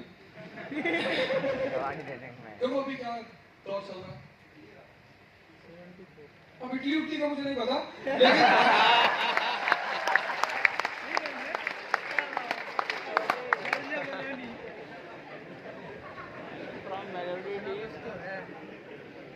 सही कनेक्शन है। लेकिन एक आदमी ने जवानी में, नहीं भाई जवानी में किसी ने राहुल जी को डांटा ही नहीं होगा, किसकी हिम्मत रही होगी? टीचर ने डांटा नहीं होगा। मैंने तो स्कूल में देखा ना, मैं तो खुद इस बात को एक्सपीरियंस किया कि टीचर पेरेंट की बैकग्राउंड देखकर आपके साथ बिहेव करते हैं। मेजॉरिटी किसके पापा DM है, किसके पापा विधायक है, किसके पापा चपरासी है। इसका तो मैं मतलब पर्सनल एक्सपीरियंस है मेरा लाइफ। पीछे बैठो जाके, अगर कोई चीज जाके पूछ लिया कि मैडम ये समझ में नहीं आया, तुमको कभी समझ में नहीं आया, गोबर भरा हुआ है तुम्हारे। और डीएम साहब के लड़के ने पूछ लिया था बेटा you come home in the evening don't worry very easy.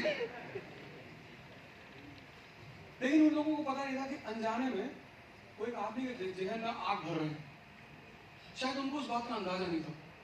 वो ह्यूमिलिएशन, वो मतलब निग्लेक्शन, उनको इस बात का अंदाजा नहीं था शायद उन टीचरों को कि वो अनजाने में एक आदमी के अंदर आग भर रहे हैं। मेरा टीचर था, वो पीटीआई का, वो तो टीम में ले ही ना, कभी खिलाए ही ना। अब तुम्हें कर पास तो हो नहीं पाते खेल। फिर एक बार गुरुजी कहते कि तुम्हारा बाप कभी बल्ला पकड़ा है? पता नहीं कौन उनको मारा वारा, गलत बात है, टीचर को नहीं मारना चाहिए।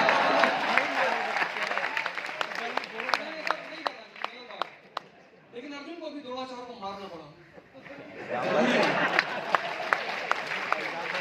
कहा कि गुरु यार मेरी पत्नी की साड़ी उतारी जा रही, तुम बैठ के देख रहे हो, और जब तुम देख रहे हो तुम मारे तो जाओगे। गलत कोई भी करेगा तो लपेटे में तो आएगा ही, लेकिन नहीं करना चाहिए, सब गलत बात है। जैसा मतलब आदमी को ध्यान रखना चाहिए, अहिंसा में जीना चाहिए, ये सब एग्जामिनेशन के लिए है। तैयार हमेशा रहना चाहिए।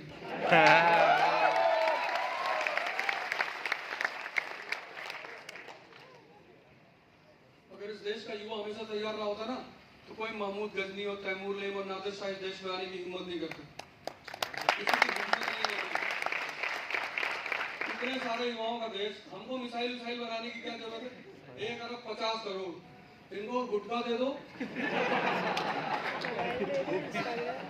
एक बाइक दे दो, 5-5 लोग बाइक को बैठ के निकल के लाहौर की तरफ वैसे ही कब्जा कर लेंगे। इनको मिसाइल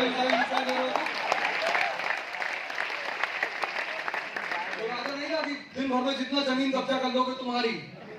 तो जिस देश में जमीन को लेकर इतना लोग झगड़ा करते हैं, उनसे कहे थे प्रधानमंत्री कि भैया ऐसे जाओ और काबुल तक हो गया काम।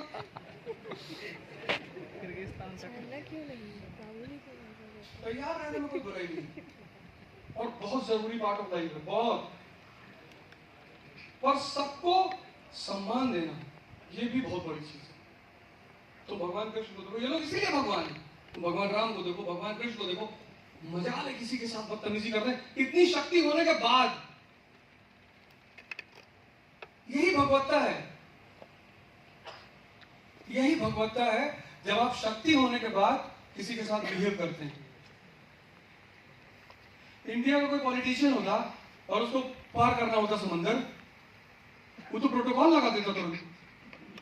वो तो अपने सेक्रेटरी को बुलाता कि यार समंदर रास्ता नहीं दे रहा, क्या बात है तुमने, मारो मिसाइल मारो उसके ऊपर। तो भगवान रामचंद्र जी से उन्होंने कहा नहीं यार, हम 3 दिन पूजा करेंगे। यहाँ लोग गाड़ियों पे लिखाए रहते हैं पूर्व मंत्री, जो प्रेजेंट है उसकी तो कोई इज्जत ही नहीं है।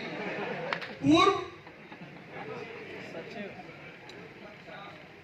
किसी नेता का पैर मत छुओ करो फालतू में, ना पैर छुओ ना सेल्फी लो, सब दुनिया के सबसे घटिया काम है। वो जो तुम्हारा जूता पॉलिश कर रहा है ना, उसका छू लो, तुम्हें सर्विस दे रहा है।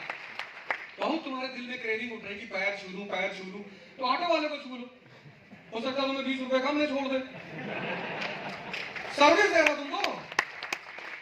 जो लोग तुमसे कायदे से बात नहीं करते, वो पंचायत का विधायक देखो, उसकी जबान ही उल्टी। वो बेचारा प्रधान जी लौकी लेकर आए, कहता मुंह में डाल दे।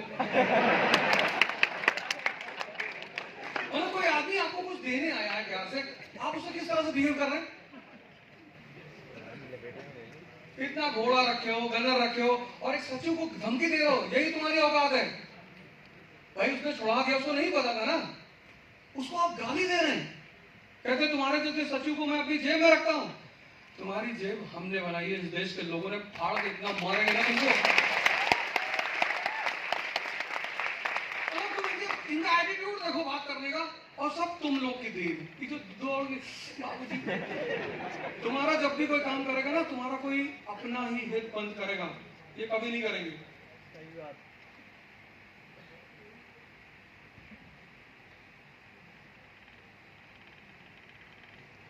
वो बमबचवा का पैर तुड़वाने जा रहे हैं, बेचारा गांव का सीधा साधा आदमी, वो गलत क्या कह रहा हत्यारा आदमी, इतना जोर से कबूतर पकड़ोगे मरेगा नहीं वो। फिर कह रहा कैमरा बंद करो, कैमरा बंद करो, कैमरा बंद करो, ऐसा करो थोड़ा थोड़ा झोल डाल करो, 2-4-30 आ जाएगा, खा लो। उस आदमी ने बड़ी अच्छी एक्टिंग की है, ओरिजिनल रूप दिखाया पॉलिटिशियंस। है तो इससे भी ज्यादा बुरा, लेकिन थोड़ा सा तो दिखाई दिया। बड़ा बिल्कुल नहीं है, लेकिन जब तुम्हारी तैयारी हो जाए, बहुत बेहतरीन तीसरा स्टेप ये कर डालो, प्रैक्टिस। आईएएस का सिलेक्शन अगर मुझसे कोई पूछे कि आईएएस के सिलेक्शन में सबसे इंपॉर्टेंट चीज क्या है, प्रैक्टिस। 4 ऑप्शन तुमको मिलते हैं प्रीलिम्स में। मतलब अगर तुमको हल्का सा पेपर याद आ रहा है, अगर प्रीलिम्स का paper fill in the blank में होता तो वो दुनिया का सबसे टफेस्ट एग्जाम होता।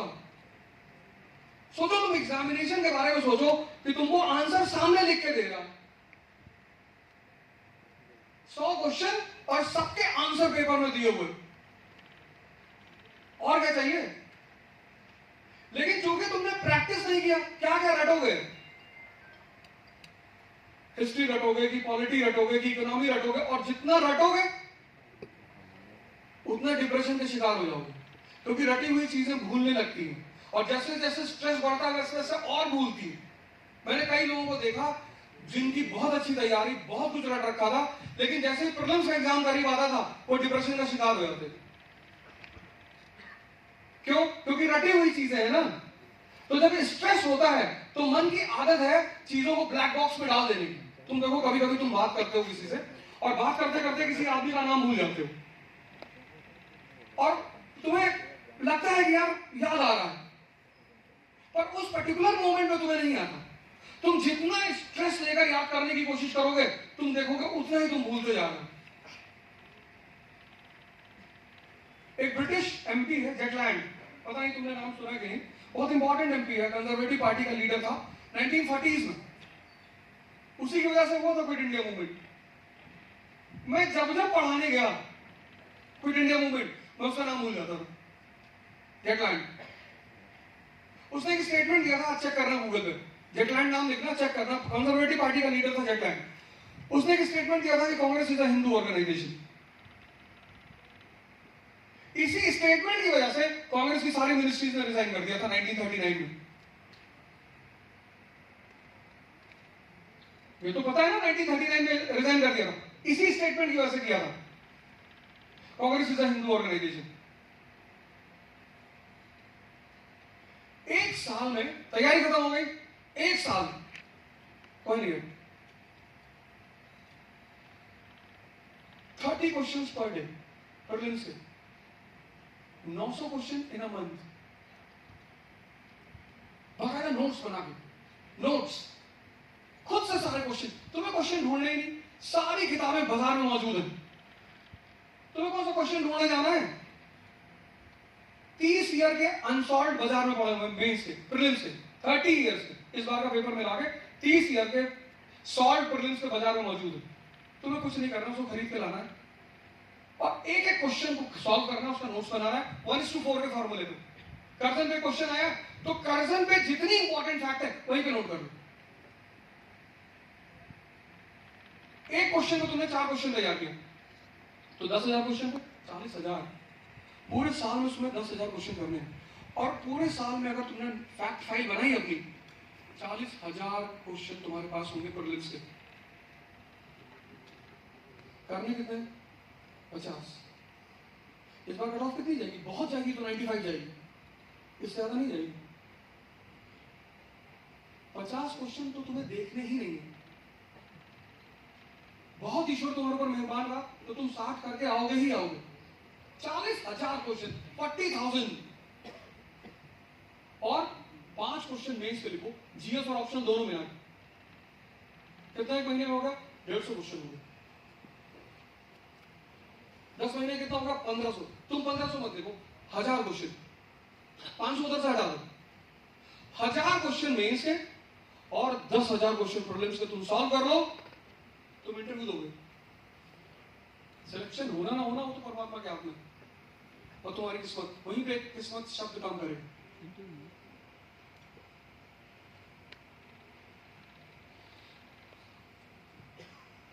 वहीं पे तुम्हारा किस्मत शब्द काम करे। इनको पता मैंने यहाँ क्यों बैठा है?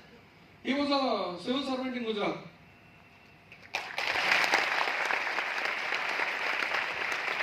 Mr. Utsav Bhatt.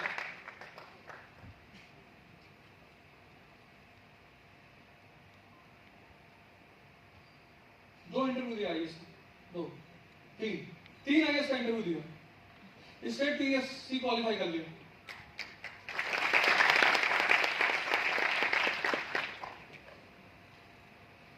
और जिनको अपनी ताकत पे भरोसा होता है ना, वो नौकरी नहीं करते। ये एक एग्जाम्पल है तुम्हारे सामने। हाई एजुकेशन इंडस्ट्री में काम करेंगे, स्कूल, कोचिंग इंस्टीट्यूशंस, एग्जाम्पल सामने इसलिए लेकर आया बैठाने के लिए, बुलाया जबरदस्ती। एक सुभाष चंद्र बोस नहीं है इस देश में, बहुत सुभाष चंद्र बोस है। तुम ताकत तो पैदा करो। 10,000 क्वेश्चन प्रॉब्लम्स है पूरे साल में, पूरे साल, और 1,000 क्वेश्चन मेंस, इतना कर लो बाकायदा फाइल बना के, हिस्ट्री की फाइल, पॉलिटी की फाइल, इकोलॉजी, पूरी फाइल।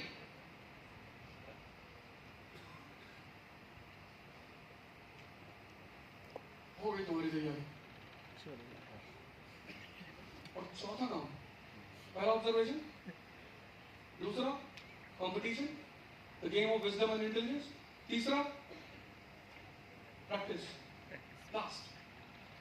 मैंने उनसे कहा 17 से लेकर 57 तक तुमको अब थोड़ा थोड़ा अपना बचपन याद आता होगा, लेकिन जब तुम में से 30+ क्रॉस कर जाओगे ना, तो और याद आएगा। 40 के बाद और आएगा, और 50 के बाद जो तुम्हारे स्कूल के फ्रेंड्स थे, नर्सरी वगैरह के, वो बहुत याद आएंगे। इतना तनाव बढ़ चुका होगा, इतना, किसी को नहीं छोड़ती जिंदगी। जिंदगी मतलब वॉर।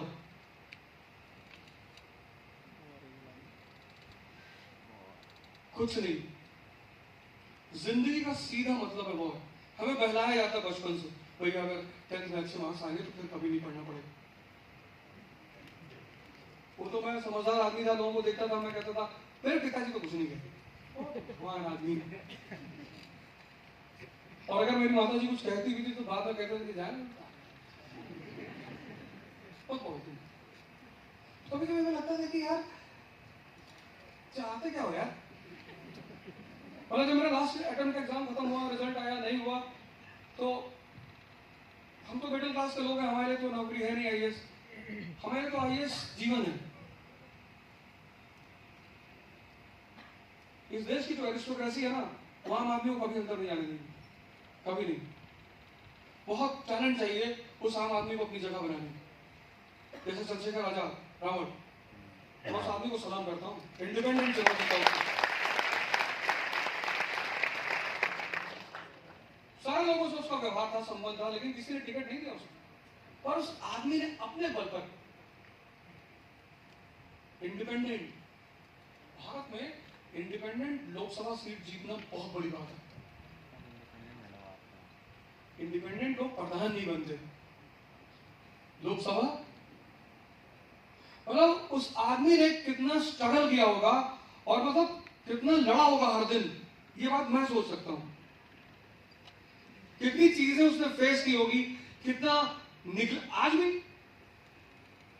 आज भी अगर मौका मिलता है मुझे ट्रोल कर देते, और अगर नहीं करता, अगर मान लो 3-4 महीने में ट्रोल नहीं हुआ तो मुझे बेचैनी होने लगती कि कुछ बोलो यार, ट्रोलिंग नहीं हो रही।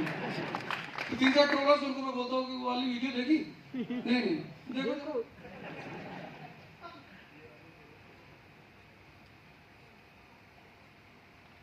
यहाँ लोग डर के मारे वीडियो नहीं बना रहे हैं, पब्लिक स्पीकिंग नहीं कर रहे हैं कि भैया लोग ट्रोल करेंगे, हंसेंगे लोग हमारे ऊपर। मुर्दों का जो बेवकूफ है उनका काम ही क्या है? जो खुद कुछ नहीं कर पाते, जब दूसरा करते हैं तो उनके ऊपर वो हंसते हैं।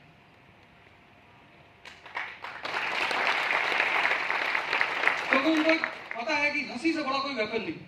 जैसे मैंने तुमसे कहा आओ स्टेज पे बोलने के लिए, लोग हंसने लगे, तुम वापस चले आओ, और अगर तुम स्टेज पे आ गए तो तुम स्टेज वेलोसिटी क्रॉस कर गए।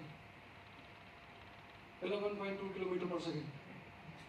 जहां तुमने लोगों की हंसी को ऑक्सीजन के रूप में इस्तेमाल करना शुरू किया, हंसी मतलब ऑक्सीजन, मोटिवेशन मतलब नशा, उतर जाएगा। हंसी मतलब ऑक्सीजन। अगर लोग तुम्हारे ऊपर हंस नहीं रहे तो तुम समझ लो मरे हुए हो, क्योंकि शमशान में कोई मुर्दे के ऊपर तुमने किसी को हंसते हुए नहीं देखा होगा, सवाल ही नहीं उठता। तो जब जीवन में लड़ना ही है, जब क्लियर हो गया कि भाई साहब युद्ध करना है और आजीवन करना है, कोई ऐसा दिन नहीं होगा जब नहीं करना हो, तो अगर तुम युद्ध को मजे में बदल लो, बस वही स्वर्ग है। कोई दिन ऐसा जीवन में तुम्हारे नहीं आएगा जब तुम कह सको कि भैया आज मुझे बड़ा खुशी है, बहुत आनंद है, क्योंकि जैसे जैसे तुम्हारी महत्वाकांक्षा बढ़ती चली आएगी वैसे वैसे तुम्हारे दुश्मन बढ़ते चले जाएंगे। दुश्मन गांव भर में नहीं होते, दुश्मन सिर्फ महत्वाकांक्षी लोगों के होते हैं, बाकी किसी का कोई दुश्मन नहीं होता। और महत्वाकांक्षी अगर काबिल है तब तो और, क्योंकि समाज क्या चाहता है, तुमको डिस्ट्रैक्ट कर दे, तुम सफाई देते घूमो चारों तरफ। और आज डीप फेक के जमाने में कुछ भी हो सकता है। अभी मैं तुम्हें बताऊं, इतना सुसाइड रेट बढ़ा है डीप फेक की वजह से, बहुत बढ़ा है। लोग बर्दाश्त ही नहीं कर पा रहे ना कोई चीज, अगर कोई चीज और उनके बारे में चली गई। मेरे दोस्त हैं डॉक्टर हैं, तो उनका वीडियो बना लिया सब, वो कॉल आती थी ना तो कॉल रिकॉर्ड कर लेते थे, फिर उस कॉल पे वो ब्लैकमेल करते हैं, आज भी करते हैं, ऐसे बड़े सारे गेम करते हैं ये। तो उसमें क्या करते हैं, कॉल करते हैं, वीडियो कॉल करते हैं, और अगर सामने वाले ने उठा लिया तो उसकी वो न्यूड वीडियो शूट कर लेते हैं, और फिर वो ब्लैकमेल करते हैं कि इतना पैसा दो, नहीं तो सोशल मीडिया पे डाल देंगे, ये कर देंगे। वो बेचारे पागल की स्थिति में आ गए। हमसे थोड़ा परेशान रहते थे, दुखी कह सकते हो। तो लेकिन जब आदमी फंसा है जीवन में, तब लोगों ने मुझे ही याद किया, तो चाहे मेरा दोस्त हो चाहे दुश्मन हो, ये मालिक ने इतनी चीज मुझे दी है, और मैंने कभी किसी को निराश नहीं किया।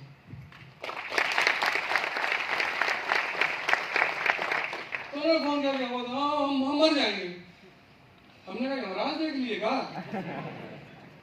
ऐसी बातें तभी करता है आदमी, कहीं नहीं है तो बताए होंगे कि ऐसा ऐसा मेरा वीडियो शूट कर लिया, पैसा मांग रहा है। अच्छा, तुमने कहा हम बचा लेंगे तुमको, एक शर्त है। बोले क्या? हमने कहा हमारा भी ऐसा एक वीडियो बनाओ।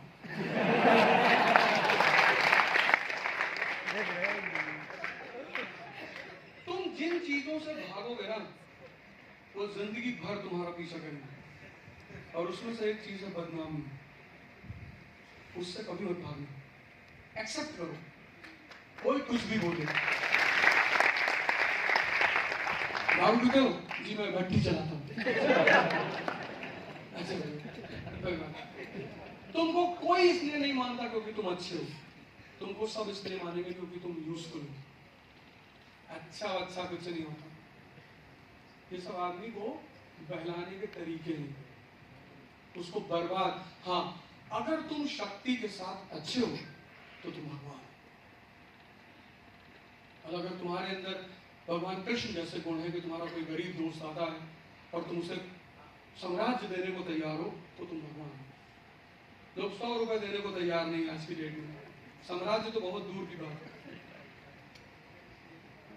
तो चौथा काम ये करो, करो ही करो, योग और ध्यान। ध्यान तुम्हारे मन होता, तुम सारा काम मन से करोगे, प्रेम मन से करोगे, पढ़ाई मन से करोगे, युद्ध मन से करोगे, पूजा मन से करोगे, तुम कुछ भी करोगे वहां मन तुम्हारा साथ होगा। और अगर वही कमजोर हो गए तब तुम मारे जाओगे, तब तुम दवा ढूंढते घूमोगे। आजकल बहुत सारे लोग दवा बता रहे हैं यूट्यूब पे। तुम अपने मन को मजबूत बनाओ, बस उसको ऑड सिचुएशन में खेलना सिखाओ और तुम उसे ट्रेन कर ले जाओ। मन को ट्रेन ही तो करना होता है, कुछ नहीं करना। उस मन के बदलने की जो प्रक्रिया है उसको तपस्या कहते हैं, जिसको तुम साइंस में मेल्टिंग पॉइंट कहते हो। जैसे मान लो ये मेटल का है, मान लो, और ये स्टील है। अब इतनी स्टील को मुझे चेंज करना है और स्पून बनाना है इतनी स्टील का, ऑप्शन क्या है? इसको मेल्ट करना पड़ेगा 1500 डिग्री सेल्सियस पे, तो ये मेल्ट हो जाएगा। मेल्ट हो जाएगा तो लिक्विड स्टील हो जाएगा, लिक्विड स्टील से हम स्पून बना लेंगे। तो जब नॉन लिविंग एलिमेंट्स मेटल्स को बदलना है तो मेल्टिंग पॉइंट, और जब ह्यूमन बीइंग को बदलना है तो तपस्या। तप मतलब टेम्परेचर। और योग में बस एक चीज कर लो, 12 स्टेप, सूर्य नमस्कार, कुछ करने की जरूरत नहीं, 12 स्टेप। वो 12 स्टेप जो है ना, 12 मतलब 12 बार कर लो उसे, वो 12 चीजें मतलब तुम्हें पता नहीं कहां से कहां पहुंचा देंगे। और इतने सारे ध्यान के सेंटर्स हैं, जैसे तुम विपासना करने जा सकते हो, कोई पैसा वैसा नहीं लेते विपासना में, तुम वहां जो दे के आना चाहते हो वो दे दो। इंडिया में बहुत सारे विपासना सेंटर्स हैं जहां तुम जा सकते हो। अगर तुम एक दिन वहां सर्वाइव कर रहे हो तो बहुत बड़ी बात है, लोग अक्सर सर्वाइव नहीं कर पाते। अगर तुम चाहते हो, क्योंकि कोई रास्ता नहीं है बदलने का, मोटिवेशन तुम कितना भी सुन लो, कितना भी। मैं भैया खड़े होकर पढ़ता था, मुझे कुछ आता नहीं था, और बैठ के पढ़ने पे नींद आती थी क्योंकि कुछ सेंटर ही नहीं करता था। तो खड़े होके भूखे रह गए। मतलब अब आप समझो कि जो हिस्ट्री किसी तरह पढ़ लिया होगा, और दो सिंह लिया हो, ज्योग्राफी पढ़ना, फिर इकोनॉमी पढ़ना, आईएएस के पेपर में एक ही सब्जेक्ट थोड़ी है हिस्ट्री, फिर साइंस पढ़ना, मुझे सब पढ़ना था, सब। और जिस चीज में तुम्हें 5 महीना लगेगा उसमें मुझे 15 महीने लगे। कोई बेस ही नहीं था, कुछ पता ही नहीं था। ये 4 काम करना। पहला, अगर ऑब्जर्वेशन क्षमता नहीं है, डेवलप कर लो। कहां से? एनसीईआरटी से। NCERT is the best thing, आप वहां से कर लो। दूसरा, कंपटीशन की तैयारी पढ़ाई नहीं है, वो इंटेलिजेंस और विजडम का खेल है। तुमको पता है कांग्रेस से आज तक सिर्फ 9 क्वेश्चन पूछे गए, बस। पूरा इतिहास प्रीलिम्स का उठाकर देख लो, सिर्फ 9 क्वेश्चन कांग्रेस से उन्होंने पूछा, जिसमें 2 टॉपिक उनका फेवरेट रहा।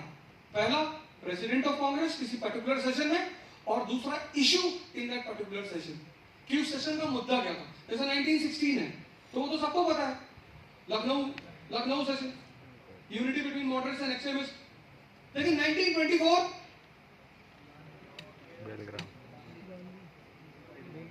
1915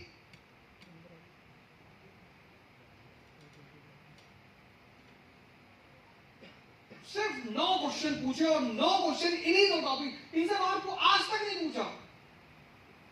अगर तुम ये बात बना लेते, अगर तुम वो चार्ट बना लो जो मैंने तुमसे प्रीलिम्स वाला बताया है, तुमको पता चल जाएगा इससे ज्यादा कुछ पूछा ही नहीं। लेकिन अभी तुम क्या करते हो, कांग्रेस का एक एक फैक्ट लिखते हो बिना मतलब। तुम लेबर की तरह मेहनत करते हो, और मेहनत करने से कुछ नहीं मिलता, तपस्या करने से मिलता। अगर मेहनत करने से मिलता तो मजदूरों को भी मिलता मजदूरों को भी है, उनको पता नहीं चल पाता। बस फर्क सिर्फ इतना है। ये 4 काम कर डालो। ऑब्जर्वेशन, कंपटीशन का अपने अप्रोच चेंज कर लो। तीसरा, प्रैक्टिस को तो तुम मान लो कि सही है सर, अब छोड़ दो। 1000 क्वेश्चन जिस तुम बेस का लिख लिया ना, उसके बाद जैसे ही तुम्हारे सामने क्वेश्चन पड़ेगा, तुमको सोचना नहीं पड़ेगा, लिखना शुरू कर दो। पहले 50 क्वेश्चन बहुत चैलेंजिंग होंगे, बहुत दर्द होगा, बड़ा लगेगा, बहुत सारे जो तुम्हारे इवैल्यूएटर होंगे वो लिख के दे देंगे कि अरे भैया न्यूसेंस है यार, पेपर कुछ है ही नहीं इसमें। हो सकता है कि किसी से ऑफलाइन चेक करा रहा हो, वो तुम्हारा पेपर फाड़ के फेंक भी सकता है, पर कोई बात नहीं, सीखना ही तो है। और लास्ट, अपनी पर्सनालिटी पे ध्यान दो। तुम्हें हर जगह एजुकेशन काम नहीं आएगी। इंटरव्यू पूछा कि औरत शक्ति है, पुरुष क्या है? उसने कहा सहन शक्ति।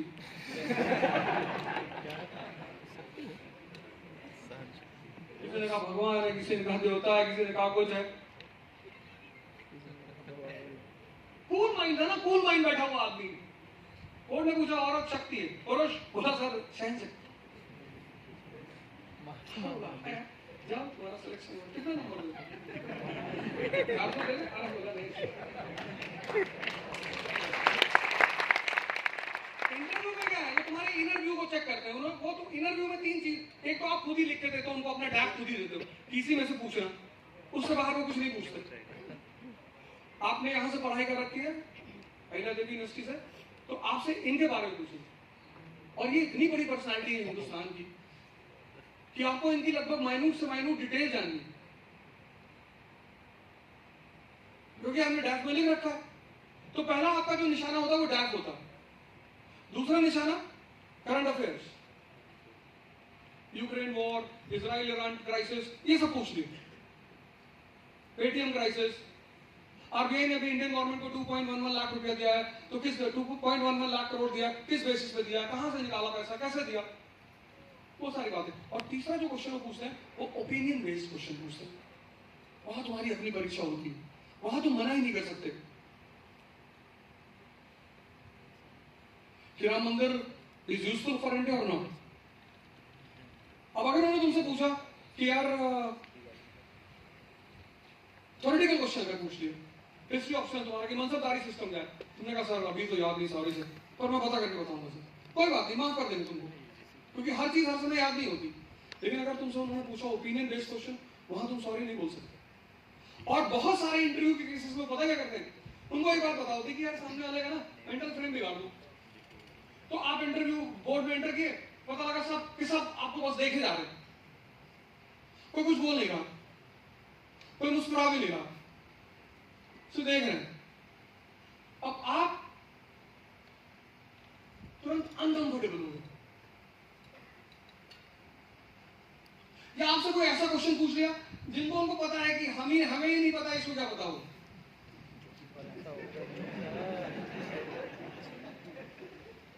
तो उनकी पहली कोशिश ये होती कि मेंटल फ्रेम को डिस्टर्ब कर दो। तो जब मेंटल फ्रेम डिस्टर्ब हो जाता है, जैसे मान लो तुमसे 3-4 क्वेश्चन पूछे, तुम्हें नहीं आते थे, तो बहुत सारे लोग अंदर डर जाते हैं कि यार मैं 4 क्वेश्चन का जवाब ही नहीं दे पाया। कोई बात नहीं, अगर तुमने ओपिनियन बेस्ड क्वेश्चन का जवाब अच्छा दिया तो तुम्हें अंदर ले लेंगे, क्या कोई बात नहीं, चलो आओ।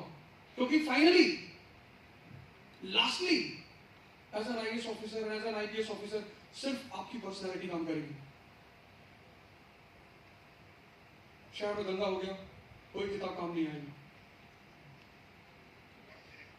आएगी ही नहीं। जो मैंने तुम्हें एग्जाम्पल दिया, 50,000 लोग धरने पे बैठे हुए हैं, वहां कोई किताब काम नहीं आएगी, वहां सिर्फ और सिर्फ तुम्हारी पर्सनैलिटी काम आएगी। इसलिए नौकर की अगर पर्सनैलिटी नहीं है तो कोई बात नहीं, क्लर्क का कोई पर्सनैलिटी ना हो कोई बात नहीं, लेकिन राजा में सबसे इंपॉर्टेंट चीज होती है पर्सनैलिटी।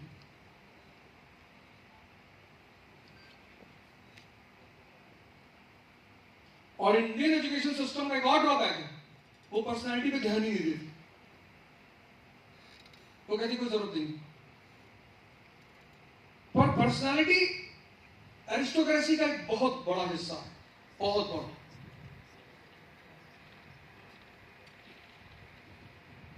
तो 4 काम कर लो,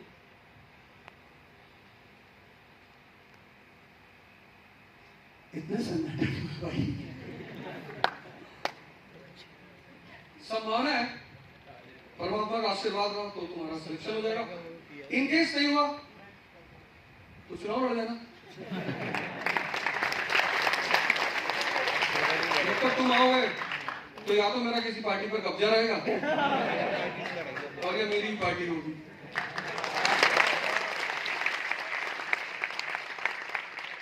हम तो पैसा रखते हैं, उनको पता